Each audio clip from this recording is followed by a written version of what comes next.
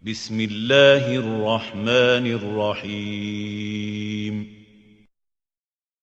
السلام عليكم ورحمة الله وبركاته. الحمد لله على إحسانه والشكر له على توفيقه وامتنانه. أشهد أن لا إله إلا الله لا شريك له تعظيما لشأنه، وأشهد أن محمدا عبده ورسوله الداعي إلى رضوانه، صلوات الله وسلامه عليه وعلى آله وصحبه ومن سار على نهجه واقتفى أثره إلى يوم الدين. قال الله تعالى في القرآن الكريم وهو أصدق القائلين: يا أيها الذين آمنوا اتقوا الله حق تقاته ولا تموتن إلا وأنتم مسلمون. أما بعد. Alhamdulillah, segala puji bagi Allah Subhanahu wa taala yang telah mengumpulkan kita kembali di malam ini di atas ketaatan kepada Allah Subhanahu wa taala. Maka kewajiban kita adalah bersyukur kepada Allah Subhanahu wa taala, bersyukur dengan lisan seraya mengucapkan alhamdulillah, seraya kita mengucapkan alhamdulillahirabbil alamin dalam kehidupan kita, dan kita bersyukur dengan perbuatan kita seraya kita menegakkan pilar-pilar ketakwaan kepada Allah Subhanahu wa taala. Salawat dan salam semoga senantiasa tercurahkan kepada Nabi Muhammad sallallahu alaihi wasallam, dan semoga salawat dan salam senantiasa tercurahkan juga kepada keluarga dan sahabat-sahabat beliau radhiyallahu anhum ajmain. Kaum muslimin dan muslimat yang semoga dirahmati oleh Allah Subhanahu wa taala. Tabiat asli dari manusia ini adalah tergesa-gesa. Allah Subhanahu wa taala berfirman, "Wa kana al-insanu ajula." Dalam firman yang lain Allah Subhanahu wa taala mengatakan, "Khuliqal insanu min ajal." Manusia itu diciptakan dalam keadaan tergesa-gesa, dan sifat dasar dari manusia itu adalah tergesa-gesa. Di antara sifat yang Allah Subhanahu wa taala sebutkan, di antara sifat dasar-dasar manusia adalah wa kana al-insanu zaluman jahula. Sesungguhnya manusia itu suka menzalimi dirinya sendiri, dan manusia itu sifat dasarnya adalah bodoh, tidak tahu apa-apa. Dalam ayat yang lain Allah Subhanahu wa taala menyebutkan, innal insana khuliqa halu'a. Sesungguhnya manusia itu diciptakan dengan sifat dasar berkeluh kesah. Nah, karena banyaknya sifat-sifat yang tidak terpuji ini, maka Allah Subhanahu wa taala memberikan solusinya kepada kita, solusi untuk bisa menghadapi penyakit bodoh, bisa menghadapi penyakit zalim, untuk bisa menghadapi penyakit ketergesa-gesaan dan resah selalu. Di antara yang Allah Subhanahu wa taala sebutkan di dalam Al-Qur'an, dan ini adalah sifat yang paling luar biasa, sifat yang paling paripurna. Jika kita memilikinya, maka Allah Subhanahu wa taala akan senantiasa memberikan kepada kita kesuksesan di dunia dan di akhirat. Apa itu? Ya, di antara syu'abul iman atau cabang-cabang keimanan adalah as-sabr, bersabar. Kita semuanya tahu tentang teori kesabaran. Sabar itu penting. Sabar itu banyak pahalanya dari Allah Subhanahu wa taala. Allah Subhanahu wa taala berfirman dalam surat An-Nahl ayat 127. Wasbir. Ini perintah Allah Subhanahu wa taala. Wasbir wa ma sabruka illa billah. Bersabarlah, karena sesungguhnya sabarmu itu hanyalah kepada Allah Subhanahu wa taala. Artinya Allah Subhanahu wa taala ingin memberikan kepada kita itu satu tujuan yang jelas, bahwa kita bersabar atas segala yang kita hadapi dunia ini, itu muaranya adalah karena kita ingin mendapatkan keridhaan dan keberkahan dari Allah Subhanahu wa taala. Sabar, kalau kita melihat dari definisinya, secara bahasa Arab mempunyai sinonim dengan kata al-habs. Al-habs, as-sabr maknahu al-habs. Sabar itu artinya adalah al-habs. Apa arti al-habs? Al-habs artinya menahan diri, menahan jiwa. Jadi jiwa itu kan sebagaimana yang dikatakan oleh Allah Subhanahu wa taala, zaluman, jahula, ajula, halu'a, dha'ifa. Jadi yang membentengi kita untuk tidak terjatuh ke dalam sifat-sifat yang tidak terpuji itu adalah al-habs, habsun nafs, menjaga diri, pengendalian diri, yang sinonimnya dalam bahasa Arab adalah as-sabr, bersabar kepada Allah. Nah, para ulama kita menyebutkan ada 3 jenis kesabaran. Ada 3 jenis kesabaran. Kesabaran yang pertama, jamaah yang dirahmati oleh Allah Subhanahu wa taala, as-sabru fi ta'atillahi azza wa jalla. Yang pertama adalah bersabar dalam melaksanakan ketaatan kepada Allah Subhanahu wa taala. Sabar yang kedua adalah as-sabru ala tarkil ma'asi. Bersabar untuk meninggalkan kemaksiatan kepada Allah Subhanahu wa taala. Dan yang ketiga adalah as-sabru ala taqdirillah, as-sabru ala aqdarillah azza wa jal, bersabar atas takdir Allah Subhanahu wa taala. Kalau kita bisa melaksanakan ketiga kesabaran ini jamaah yang dirahmati oleh Allah Subhanahu wa taala, maka Allah Subhanahu wa taala akan menggolongkan kita di antara orang-orang yang sukses di dunia dan di akhirat. Bagaimana contoh dari sabar dalam melaksanakan ketaatan kepada Allah Subhanahu wa taala? Semua orang tahu bahwa ibadah kepada Allah Subhanahu wa taala itu berat. Anak muda sekarang mengatakan bahwa yang berat itu rindu. Tapi ternyata yang paling berat itu adalah ibadah kepada Allah Subhanahu wa taala. Karena apa? Kita menyisihkan, Masya Allah, sebahagian dari waktu kita untuk taat kepada Allah Subhanahu wa taala. Padahal kita sholat itu, kalau kita total semua sholat yang kita kerjakan, sholat wajib yang kita kerjakan, itu tidak sampai 1 jam. Tidak sampai 1 jam. Tidak sampai 60 menit kita melaksanakan sholat maghrib, kita melaksanakan sholat isya, sholat subuh, sholat zuhur, sholat asar. Kalau kita totalkan itu tidak sampai 1 jam.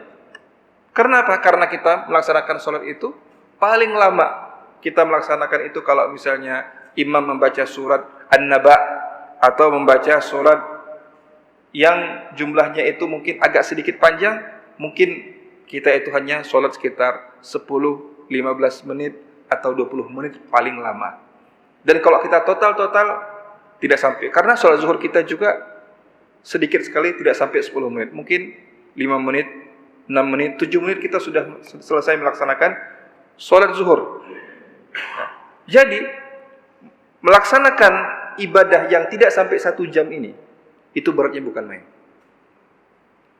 Tapi duduk di kedai kopi ya, dari jam 7 sampai jam 10 bisa dilakoni dengan hanya segelas air, dengan hanya segelas kopi, bahkan ya, dengan kopi pancung, kopi sikhan, cukup. Bisa ngomong ngalor ngidul 3 jam. Tapi untuk bisa melaksanakan sholat 5 waktu yang mungkin tidak sampai 1 jam, itu beratnya luar biasa. Luar biasa. Membaca Al-Quran, Masya Allah. Kalau seandainya orang-orang di zaman sekarang ini mampu membaca Al-Quran sebanyak jam mereka membuka HP setiap hari. Kalau misalnya kita hitung, di HP itu kan ada satu pengaturan. Kalau kita buka pengaturan, itu nanti bisa kita lihat berapa durasi yang kita buka pada hari ini. Jadi hari ini kita kita buka berapa durasinya. Itu rata-rata. Ya kalau misalnya kita bicara dengan kawan kita, ya, misalnya di malam hari kita bertemu dengan kawan kita, kamu hari ini buka HP itu sudah berapa lama? Nggak tahu. Silakan buka pengaturan. Ketika dibuka pengaturan, ternyata dia itu ya membuka HP itu ya paling kurang 2 jam, 3 jam. Itu yang normal. Yang normal 2 jam, 3 jam. Ya, kalau dia itu mungkin setiap beberapa menit sekali dia itu buka media sosial dia, itu mungkin sekitar 2 jam atau 3 jam dia buka HP. Kalau dia gunakan 2 jam dan 3 jam itu membuka Al-Quran, Masya Allah, 1 jam itu kalau dibaca pelan-pelan dengan tartil, itu mungkin bisa 1 juz. Atau mungkin sekurang-kurangnya bisa membaca sekitar 7 halaman. Masya Allah. Katakanlah mungkin selama 3 jam itu mungkin cuma bisa 2 juz. Karena mungkin dengan jeda-jedanya dan sebagainya. 2 juz. Kita membaca 2 juz satu hari, itu sama dengan dalam 15 hari kita bisa mengkhatamkan Al-Quran, membaca Al-Quran. Dalam 30 hari kita bisa mengkhatamkan 2 kali Al-Quran. Masya Allah. Tapi ya, beribadah kepada Allah Subhanahu wa taala, melakukan ketaatan kepada Allah Subhanahu wa taala itu butuh kesabaran. Butuh kesabaran. Termasuk duduk di majelis ilmu seperti ini. Banyak di antara kita mungkin yang baru duduk di majelis ilmu, ya, cuman berapa menit kemudian tidak sanggup untuk duduk di majelis ilmu. Tapi ada orang-orang yang Allah Subhanahu wa taala berikan kekuatan kesabaran untuk bisa duduk di majelis ilmu, maka ilmu mereka lebih banyak dibandingkan dengan orang-orang yang tidak duduk di majelis ilmu. Jadi, sabar yang pertama adalah sabar dalam ketaatan kepada Allah Subhanahu wa taala. Sabar yang kedua adalah sabar untuk meninggalkan kemaksiatan. Ya. Susah untuk meninggalkan kemaksiatan. Perlu yang namanya latihan. Ada orang yang sudah terbiasa berjudi, ada orang yang sudah terbiasa berzina, ada orang yang sudah terbiasa minum khamar. Berat untuk meninggalkannya, butuh waktu, butuh kesabaran untuk meninggalkannya. Begitu juga misalnya ada kesempatan untuk melaksanakan kemaksiatan, sangat sedikit sekali orang yang bisa lulus dengan kemaksiatan-kemaksiatan yang Allah uji tersebut. Kemudian yang ketiga adalah bersabar di atas takdir Allah Subhanahu wa taala. Takdir Allah itu baik, takdir Allah Subhanahu wa taala itu yang terbaik yang Allah berikan kepada hambanya. Maka yang kita lakukan jamaah yang dirahmati oleh Allah Subhanahu wa taala, bersabar atas takdir-takdir Allah Subhanahu wa taala. Nah, jamaah yang dirahmati oleh Allah Subhanahu wa taala, perhatikan apa yang disebutkan oleh Allah Subhanahu wa taala di akhir surat Ali Imran. Surat Ali Imran ayat yang ke-200. Allah Subhanahu wa taala berfirman, "Ya ayyuhalladzina amanu sabiru wasabiru warabitu wattaqullaha la'allakum tuflihun." Masya Allah. Ini luar biasa sekali. Ini adalah kaidah yang sangat luar biasa yang Allah berikan kepada kita, kepada orang yang beriman kepada Allah Subhanahu wa taala. Apa kaidahnya? Ya ayyuhalladzina amanu. Wahai orang-orang yang beriman. Wahai orang-orang yang beriman. Allah Subhanahu wa taala hanya menyeru orang-orang yang beriman. Ya ayyuhalladzina amanu. Wahai orang-orang yang beriman. Isbiru, bersabarlah, wasabiru, dan saling mewasiatkan dalam kesabaran. Karena sabar itu susah, karena sabar itu sulit, maka kita harus saling mewasiatkan dalam kesabaran kepada Allah Subhanahu wa taala. Jadi bersabarlah, saling mewasiatkan kesabaran antar sesama kaum muslimin. Kemudian yang ketiga adalah warabitu, dan hendaklah kalian itu bersatu teguh. Ya, jangan bercerai-berai. Wattaqullah, dan bertakwalah kepada Allah Subhanahu wa taala, la'allakum tuflihun, mudah-mudahan kalian itu beruntung. Mudah-mudahan kalian itu sukses, Masya Allah. Luar biasa, bersabar, maka kunci dari kesabaran itu buahnya adalah sukses. Kita bisa tanyakan kepada orang-orang yang berhasil di dunia dan di akhirat, khususnya orang-orang di dunia. Kita melihat para nabi-nabi Allah Subhanahu wa taala, para rasul-rasul Allah Subhanahu wa taala, para ulama, mereka adalah orang yang paling besar sabarnya. Mereka sabar di atas ketaatan, sabar untuk meninggalkan kemaksiatan, dan sabar di atas takdir-takdir Allah Subhanahu wa taala.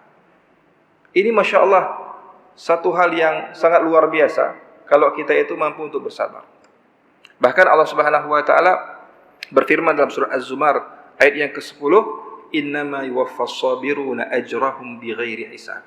Sesungguhnya Allah Subhanahu wa taala senantiasa memberikan pahala bagi orang-orang yang bersabar dengan ganjaran yang tanpa batas. Masya Allah. Ya, jadi ketika kita bersabar, maka Allah Subhanahu wa taala memberikan ganjaran yang tanpa batas. Apa itu ganjaran tanpa batas? Sangat luar biasa. Allah Subhanahu wa taala hanya membuka sedikit dari pahala bagi orang-orang yang bersabar. Allah Subhanahu wa taala berfirman dalam surat Al-Insan ayat 12 sampai selanjutnya, ya, lebih kurang sampai ayat 21, Allah Subhanahu wa taala berfirman, "Wa jazahum bima sabaru jannatan wa harira." Dan balasan bagi mereka yang bersabar, apa itu? Jannah. Allah Subhanahu wa taala berikan itu surga. Allah Subhanahu wa taala mengganjarnya dengan surga. Wa harira, dan kain sutra. Kita ketahui bersama bahwa kain sutra itu untuk umat Rasulullah sallallahu alaihi wasallam, untuk kaum laki-laki tidak diperbolehkan kita menggunakan kain sutra. Diharamkan bagi kita yang laki-laki untuk menggunakan kain sutra. Tapi Allah Subhanahu wa taala mengganjar orang-orang yang bersabar di dunia ini dengan surga, dan mereka memakai kain sutra. Wa jazahum bima sabaru jannata wa harira muttaqiina fiha 'alal araik. Mereka itu senantiasa bersandar di dipan-dipan mereka. Mereka itu senantiasa bersandar di singgah-sana mereka. Orang Islam ketika di dunia itu banyak beribadah. Nahnu al-muslimun ummatul amal. Kita orang Islam itu adalah umat yang selalu bekerja. Tidak ada yang namanya bagi kita orang yang beriman itu waktu beristirahat kecuali hanya sekedar untuk mensegarkan jiwa kita.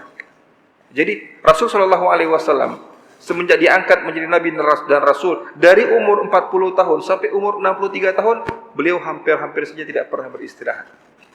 Rasul tidak pernah cuti. Rasul tidak pernah yang namanya liburan. Tapi Rasul sallallahu alaihi wasallam beristirahat sejenak. Rawihul quluba sa'atan ba'da sa'ah. Rasul sallallahu alaihi wasallam memerintahkan kepada kita untuk mensegarkan jiwa kita, untuk mensegarkan hati kita. Dengan apa? Dengan berzikir kepada Allah, dengan beribadah, dengan salat malam, dengan melaksanakan salat 5 waktu. Itu adalah wisata, itu adalah rekreasinya Rasul sallallahu alaihi wasallam. Jadi ketika di dunia kita itu beramal, kita mengerjakan amal soleh. Ad-dunya mazra'atul akhirah. Dunia itu adalah ladang bagi akhirat. Kerja, beribadah kepada Allah Subhanahu wa taala, bersilaturahim, jalin hablum minallah dan hablum minannas. Hubungan dengan Allah Subhanahu wa taala, bertakarub kepada Allah Subhanahu wa taala, tapi kita juga al-ihsan, berbuat baik kepada manusia. Jadi harus balance, harus seimbang antara hablum minallah dan hablum minannas. Itu di dunia. Tapi nanti ketika di akhirat muttaqiin. Mereka itu santai. Mereka itu beristirahat. Istirahatnya di surga dengan mereka itu bersandar di dipan-dipan mereka, di singgah-sana mereka. Muttaqiina fiha al-araik, la yarawna fiha syamsan wala zamharira. Mereka orang-orang yang bersabar itu tidak melihat matahari. Kita belakangan ini di Banda Aceh ini sangat panas, udaranya sangat panas. Di belahan bumi yang lain, dan kita melihat misalnya berita di Jazirah Arab, khususnya di negara-negara Teluk, yang dulunya mungkin mereka tidak pernah melihat salju, tapi di kerajaan Arab Saudi bagian utara itu salju turun dengan sangat kencang. Seolah-olah negara Arab bagian utara itu merupakan bagian dari benua Afrika. Mohon maaf, benua Eropa. Bagian dari benua Eropa, saking tebalnya salju. Tapi kita di Banda Aceh ini merasakan panas. Sehingga panas salah, dingin salah, hujan salah, musim kemarau salah. Itulah manusia, suka menyalahkan hujan, menyalahkan kering, menyalahkan cuaca, menyalahkan orang lain. Yang tidak salah adalah dirinya sendiri. Nah, jadi kalau seandainya panas salah, dingin salah, maka Allah Subhanahu wa taala memberikan kepada ahli surga itu la yarawna fiha syamsan. Mereka itu tidak pernah melihat matahari panas, wala zamharira, dan tidak juga terlalu dingin. Jadi surga itu yang tidak ada namanya kedinginan, mungkin mencapai derajat yang rendah, minus 20, minus 17, itu tidak dirasakan di surga. Karena Allah Subhanahu wa taala memberikan udara la yarawna fiha syamsan wala zamharira. Tidak ada matahari yang panas terik dan tidak ada dingin yang sangat ya yang sangat sangat kuat, tidak ada. La yarawna fiha syamsan wala zamharira wa daniyatan 'alaihim zilaluha wa dhullilat qutufuha tadlila. Allah Subhanahu wa taala mendekatkan pohon-pohon. Masya Allah, pohon-pohon di surga itu tinggi sekali, tinggi sekali. Tapi ketika penduduk surga menginginkan buah, maka Allah Subhanahu wa taala menundukkan pohon tersebut sehingga penghuni surga bisa mengambil buah-buahan dengan begitu mudah. Jadi tidak ada istilahnya di surga itu galah, ngambil pakai galah, nggak ada. Atau pakai batu, nggak ada. Atau manjat. Kalau yang hobinya manjat atau orang yang sudah lelah manjat di dunia ini, jangan khawatir. Jika Anda Allah Subhanahu wa taala jadikan Anda penghuni surga dengan izin Allah Subhanahu wa taala, tidak ada lagi yang namanya manjat-manjat pohon. Tidak ada yang lagi namanya pakai galah. Karena apa? Karena pohon yang ada di surga itu merunduk bagi orang-orang yang beriman kepada Allah Subhanahu wa taala. Sangat dekat.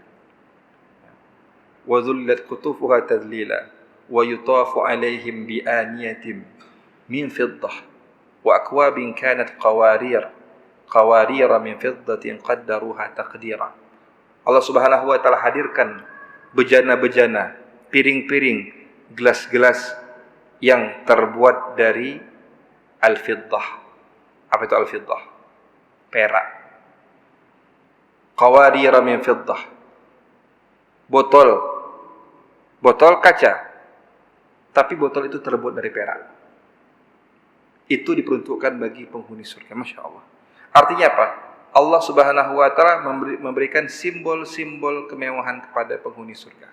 Tapi ketika di dunia dia itu adalah orang yang bekerja, sebagaimana Rasul sallallahu alaihi wasallam tatafattar qadamah. Rasul sallallahu alaihi wasallam sampai pecah-pecah kakinya itu karena bangun salat malam. Atau di antara sahabat Rasulullah sallallahu alaihi wasallam, suatu ketika Rasul sallallahu alaihi wasallam sebelum beliau wafat di tahun ke-11 Hijriah, dari bilik rumahnya beliau melihat sahabat-sahabatnya sedang duduk-duduk di masjid menunggu waktu sholat. Maka Rasul sallallahu alaihi wasallam melihat ada di antara sahabatnya itu yang kupingnya itu sudah terpotong di kancah jihad. Ada di antara sahabat Rasul sallallahu alaihi wasallam yang giginya itu sudah patah. Ada di antara mereka yang tangannya tinggal satu. Ada di antara mereka yang kakinya tinggal satu. Ada di antara mereka yang badannya itu dipenuhi dengan tusukan pedang dan tusukan panah. Itu menunjukkan kerja. Bukan hanya sahabat-sahabat yang berjihad, bahkan sahabat-sahabat yang mendakwahkan agama Allah Subhanahu wa taala. Masya Allah. Ummatul amal, kita adalah umat yang selalu berkarya. Umat Islam adalah umat yang selalu berkarya. Bukti terbesar bahwa umat ini adalah umat yang berkarya, umat inilah umat yang produktif adalah dari 124.000 sahabat Rasul sallallahu alaihi wasallam yang dibina oleh Rasul sallallahu alaihi wasallam, yang menjadi muridnya Rasul sallallahu alaihi wasallam hanya 10.000 yang dimakamkan di Baqi'. Masyaallah, berapa persen itu? Dari 124.000 sahabat yang dibina oleh Rasul sallallahu alaihi wasallam hanya 10.000 yang dimakamkan di Baqi'. Menunjukkan apa? Bahwa sahabat itu, mereka itu menebarkan ilmu di Madinah, kotanya Rasul sallallahu alaihi wasallam. Tapi beliau juga, mereka para sahabat itu tersebar di mana-mana. Makanya kita melihat sahabat ada yang kuburannya di Yordania misalnya. Ada yang kuburannya itu di Azerbaijan. Ada kuburannya itu yang di dekat dengan benteng Konstantinopel dulu. Mereka tersebar di mana-mana karena mereka itu menyebarkan agama Allah Subhanahu wa taala. Umat yang selalu berkarya, dan tidak mungkin para sahabat itu bisa mampu menyebarkan dakwah kalau mereka itu tidak bersabar. Mereka tidak bersabar. Ketika mereka itu bersabar, maka Allah Subhanahu wa taala memudahkan mereka untuk menyampaikan agama Allah Subhanahu wa taala. Wa jazahum bima sabaru jannatan wa harira. Banyak sekali. Silahkan nanti kita baca bagaimana balasan-balasan Allah Subhanahu wa taala bagi orang yang bersabar. Surat Al-Insan dari ayat 12 sampai lebih kurang ayat 21. Marilah kita renungkan apa saja pahala-pahala yang dipersiapkan oleh Allah Subhanahu wa taala bagi orang yang bersabar. Dan yang lebih dahsyat daripada itu, ya, ini adalah sabda Rasul sallallahu alaihi wasallam. Sabda Rasul sallallahu alaihi wasallam itu, ya, adalah wahyu. Rasul ketika menyampaikan perkataan beliau itu wahyu. Nah, di antara wahyu yang Masya Allah, nanti coba kita renungkan bersama. Kenapa Rasul mengatakan demikian? Rasul mengatakan seperti ini, ajaban li amril mu'min. Sungguh takjub apa yang dilakukan oleh orang yang beriman. Sungguh takjub apa yang dilakukan oleh beriman. Rasul sallallahu alaihi wasallam sendiri sebagai utusan Allah Subhanahu wa taala takjub, ajaban li amril mu'min. Orang beriman itu sungguh ajaib, sungguh aneh, sungguh dahsyat. Kenapa? Inna amrahu kullahu khair. Karena sesungguhnya semua aktivitas orang-orang beriman itu baik. Semua aktivitas orang beriman itu baik. Kita sepakat bahwa semua yang kita hadapi di dunia itu adalah takdir Allah Subhanahu wa taala. Dan juga kita sepakat bahwa setiap takdir Allah Subhanahu wa taala itu baik untuk kita. Contoh misalnya, di antara takdir Nabi Ibrahim alaihissalam adalah beliau, ya, tidak dibakar oleh api. Beliau itu tidak bisa dibakar oleh api. Bagi kita mungkin seorang Nabi Allah Subhanahu wa taala yang mendakwahkan agama Allah Subhanahu wa taala, kemudian dia dibakar. Kemudian Nabi Ibrahim dibakar. Apa kira-kira hikmah dari Nabi Ibrahim akhirnya diselamatkan oleh Allah Subhanahu wa taala? Ini pelajaran tauhid yang penting.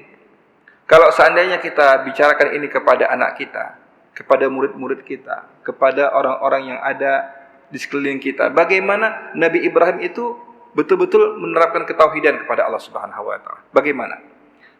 Ketika Nabi Ibrahim mau dibakar oleh kaumnya, kan Nabi Ibrahim itu, ya, didatangi oleh malaikat Jibril alaihissalam.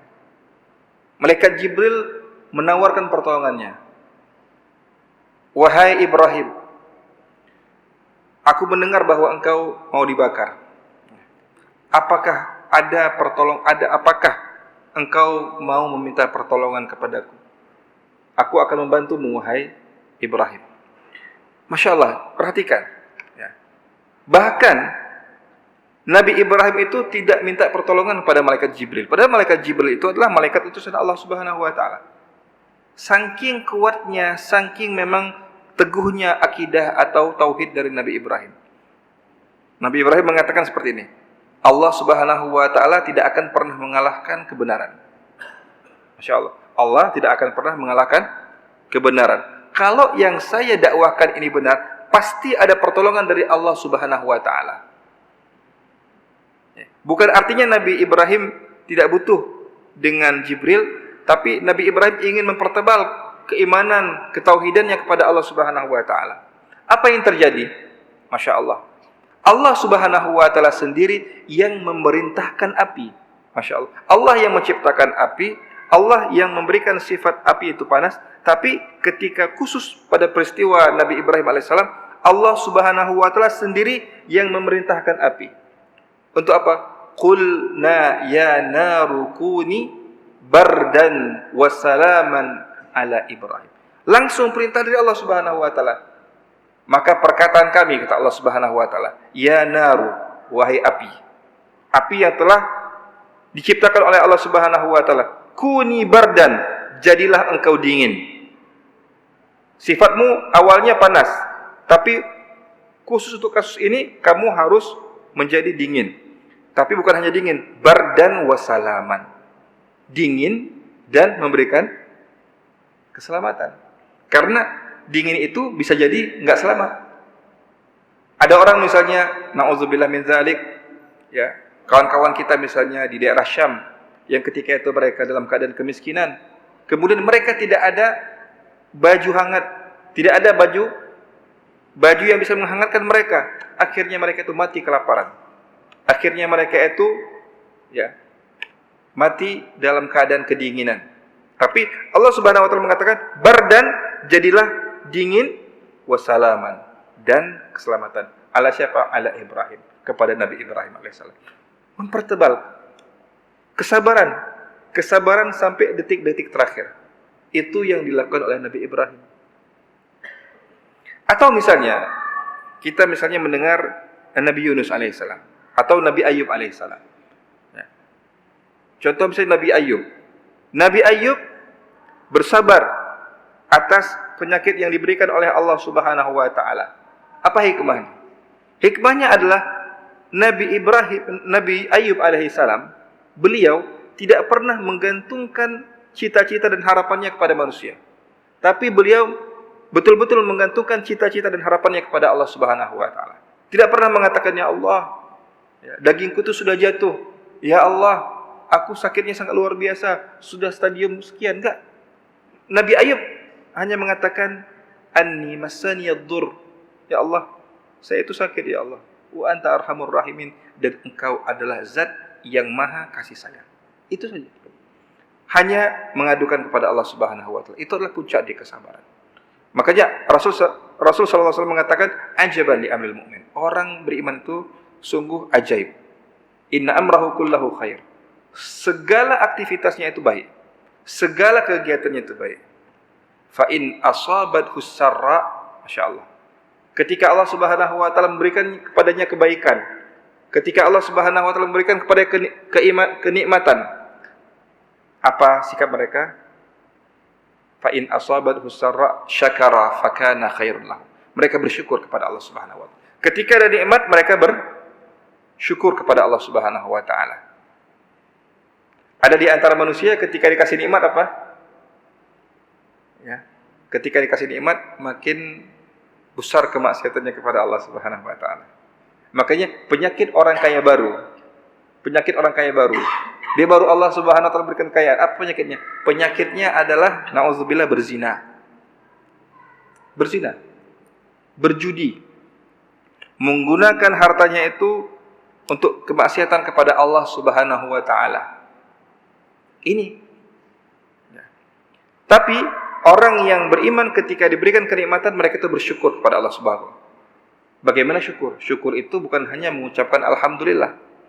Tapi syukur yang paling luar biasa itu adalah kita itu meningkatkan kualitas ibadah kita kepada Allah Subhanahu wa taala.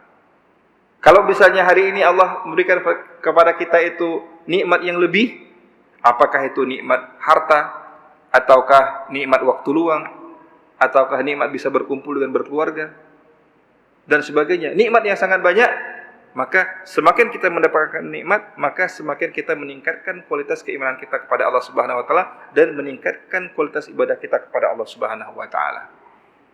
Kalau misalnya hari ini nikmat kita itu satu, kita bersyukur dengan kita meningkatkan, kemudian kita bersyukur lagi dengan kita meningkatkan ketakwaan ibadah kita kepada Allah Subhanahu wa taala. Wa in asabathu dharra, kalau orang yang beriman itu mendapatkan cobaan dari Allah Subhanahu wa taala, sabar, dia itu bersabar. Fakana khairul lahu. Yang ajaibnya di sini jamaah yang dirahmati Allah Subhanahu wa taala. Kenapa Rasul sallallahu alaihi wasallam mengatakan bahwa dua sifat ini tidak berkumpul kecuali pada diri orang-orang yang bersabar? Ini kan aneh. Jadi syukur, sabar tidak berkumpul di orang-orang yang tidak beriman kepada Allah Subhanahu wa taala. Artinya, orang yang beriman dengan izin Allah Subhanahu wa taala bisa menggabungkan antara dua sifat ini. Jadi ini bisa menjadi barometer kita. Kita kan bisa mengecek bagaimana kehidupan kita. Apakah kita selama ini bisa menggabungkan, apakah kita selama ini bisa mengawinkan dua sifat ini. Sifat syukur dan sifat sabar. Karena orang yang ingkar kepada Allah Subhanahu wa taala, sebagaimana yang kita katakan tadi, ketika dia diberikan kenikmatan oleh Allah Subhanahu wa taala, apa yang dilakukan? Dikasih uang, dikasih rezeki oleh Allah Subhanahu wa taala. Mohon maaf, pergi ke tempat pelacuran. Pergi ke klub malam dan sebagainya untuk menghabiskan harta yang diberikan oleh Allah Subhanahu wa taala kepadanya. Tidak bersyukur kepada Allah Subhanahu wa taala. Buru-buru mengucapkan alhamdulillah, ya. Mereka, ya, untuk sekedar bersedekah saja berat. Ya. Bersyukur kepada Allah Subhanahu wa taala. Bersabar. Banyak orang yang ketika diuji oleh Allah Subhanahu wa taala, dia tidak bersabar. Oleh karena itu, Rasul sallallahu alaihi wasallam mengatakan, "Inna asyaddan nasi bala'an", sesungguhnya manusia yang paling besar cobaannya, yang paling besar ujiannya adalah al-anbiya, para nabi. Summal amsal, kemudian orang yang derajatnya di bawah nabi. Summal amsal, kemudian yang derajatnya di bawah itu. Ya, kita melihat derajat. Ya, derajat yang paling tinggi yang Allah Subhanahu wa taala berikan kepada manusia ini adalah derajat kenabian. Jadi bagi laki-laki, derajat yang paling tinggi itulah derajat kenabian.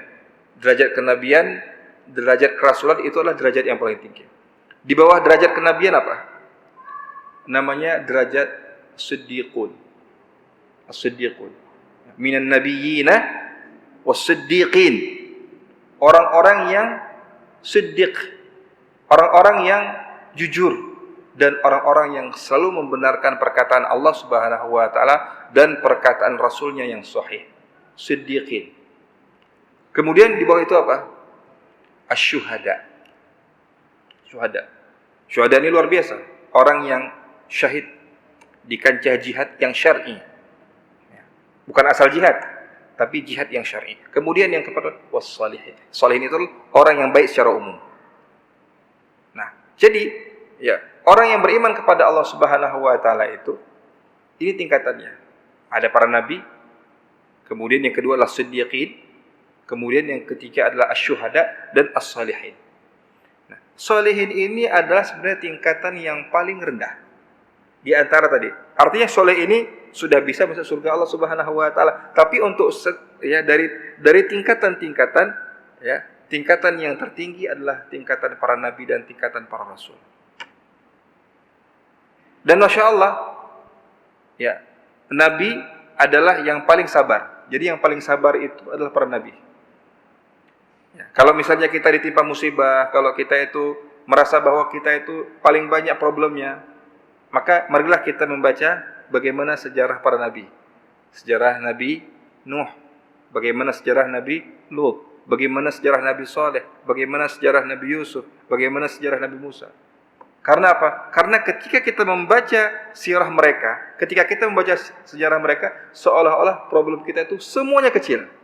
Kecil. Ketika kita membaca pelajaran-pelajaran dan kisah-kisah dari nabi-nabi dan rasul. Kemudian yang kedua, siddiqin. Nah, di siddiqin ini, jamaah yang dirahmati Allah Subhanahu wa taala, itu baru ada wanita yang, ya, jadi wanita itu bisa berderajat siddiqah namanya. Kalau nabi, ya, para ulama sepakat bahwa nabi dan rasul itu hanyalah dari kaum laki-laki. Tapi kalau sudah siddiqin, itu ternyata ada wanita yang mendapat predikat siddiqah. Di antaranya yang disebutkan dalam Al-Quran, dalam surah Al-Ma'idah adalah ibundanya Nabi Isa alaihissalam. Ya. Mal Masihu bunu Maryama illa rasul. Tidaklah Al-Masih putra Maryam, yaitu Nabi Isa alaihissalam, kecuali beliau adalah seorang rasul. Jadi Nabi Isa itu adalah seorang rasul, tidak lebih. Bukan anak Allah, bukan anak Tuhan, tapi Nabi Isa adalah ar-rasul, utusan Allah Subhanahu wa taala. Mal Masihu bunu Maryam illa rasul. Qad khalat min qablihi ar-rusul. Telah berlalu sebelum Nabi Isa itu nabi-nabi yang lain. Wa ummuhu siddiqah. Wa ummuhu siddiqah. Dan ibunda dari Nabi Isa alaihissalam ini adalah sosok wanita yang siddiqah. Jadi derajat yang paling tinggi bagi seorang wanita itu adalah siddiqah. Dan derajat yang paling tinggi bagi laki-laki itu apa? Ar-Rasul wan Nabi. Jadi Maryam alaihissalam adalah sosok wanita yang siddiqah. Kana ya'kulani ta'am. Masya Allah. Ini Allah Subhanahu wa taala memberikan gambaran yang sangat luar biasa untuk membantah akidah yang mengatakan bahwa Nabi Isa itu adalah anak Allah, cukup dengan ayat ini. Kana ya'kulani ta'am. Kana ya'kulani ta'am. Nabi Isa alaihissalam dan ibundanya yaitu Maryam, mereka adalah orang-orang yang ketika hidupnya memakan makanan. Ayat ini sebenarnya, Masya Allah, sudah sangat jelas untuk bisa membantah akidah Trinitas. Kenapa? Karena ya'kulani ta'am. Nabi Isa dan Maryam adalah dua orang yang ketika hidupnya memakan makanan. Kenapa? Ini bisa membantah bahwa Tuhan, bahwa Allah Subhanahu wa Ta'ala tidak membutuhkan makanan. Bagaimana Tuhan membutuhkan makanan? Kita tahu semua bahwa ketika na'udzubillah min dzalik, seseorang ya memakan makanan di dunia ini, apa kira-kira yang terjadi setelah itu? Membutuhkan apa? Setelah dia makan, dia membutuhkan apa? Membutuhkan toilet. Membutuhkan toilet. Na'udzubillah, itu sama dengan mengatakan bahwa Tuhan itu makan, Tuhan itu membutuhkan asupan gizi, dan kalau nanti sudah dicerna dan diproses, maka dia itu pergi ke toilet. Na'udzubillah min dzalik. Bisa membantah dengan kana ya'kulan ta'am, sekaligus memuji Nabi Isa alaihissalam sebagai seorang rasul dan memuji ibunda dari Nabi Isa alaihissalam yaitu Maryam yang gelarnya adalah Siddiqah. Kalau dari kalangan umat Rasul sallallahu alaihi wasallam yang disepakati siddiqnya adalah Abu Bakar As-Siddiq. Abu Bakar As-Siddiq. Inilah derajat. Kemudian asyuhada. Asyuhada itu Masya Allah. Asyuhada, orang-orang yang syahid itu banyak sekali dari kalangan umatnya Rasul sallallahu alaihi wasallam. Banyak sekali. Baik itu dari kalangan sahabat, dari kalangan tabi'in sampai seterusnya, banyak sekali yang bergelar syuhada yang gugur di jalan Allah Subhanahu wa taala. Wassalihin. Wassalihin. Nah, wassalihin ini ya, ini mudah-mudahan bisa kita capai. Sekurang-kurangnya kita bisa mencapai derajat sholihin. Apakah kita bisa mencapai derajat syuhada? Bisa jadi. Walaupun mungkin tidak syahid di medan perang atau di kancah jihad, ya, setidaknya kita itu berniat. Ya Allah, wafatkanlah hamba dalam keadaan syahid. Walaupun tidak berada di kancah jihad. Karena tentunya sekarang ini kan tidak ada atau belum ada yang namanya jihad syar'i. Di zaman sekarang ini belum ada jihad syar'i. Sebagaimana Umar bin Khattab, ini kita tutup. Sebagaimana Umar bin Khattab, beliau bercita-cita, ya Allah, wafatkanlah hamba dalam keadaan syahid. Akhirnya Umar bin Khattab radhiyallahu anhu syahid. Bagaimana syahidnya? Ketika beliau sholat, beliau ditikam oleh Abu Lu'lu'ah al-Majusi, ya, sehingga ya, para ulama mengatakan itu merupakan salah satu tanda bahwa Umar bin Khattab adalah sosok yang wafat dalam keadaan syahid. Dan itu juga kata Rasulullah sallallahu alaihi wasallam, ya, ketika terjadi getaran atau terjadi sedikit gempa kecil, gempa lokal di Gunung Uhud, ya, Gunung Uhud bergetar ketika ada Rasul sallallahu alaihi wasallam, Umar bin Khattab dan Abu Bakar As-Siddiq radhiyallahu anhu. Maka apa kata Rasulullah sallallahu alaihi wasallam? Utsbut ya Uhud.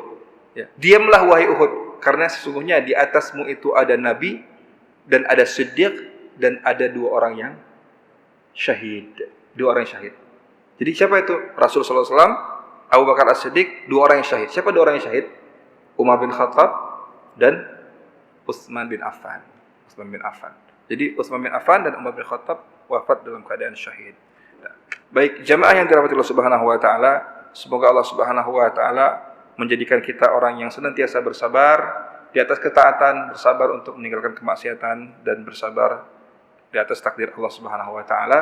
Kita tutup majelis kita dengan doa kafaratul majelis. Subhanakallahumma wa bihamdika asyhadu an la ilaha illa anta astaghfiruka wa atubu ilaik. Assalamualaikum warahmatullahi wabarakatuh.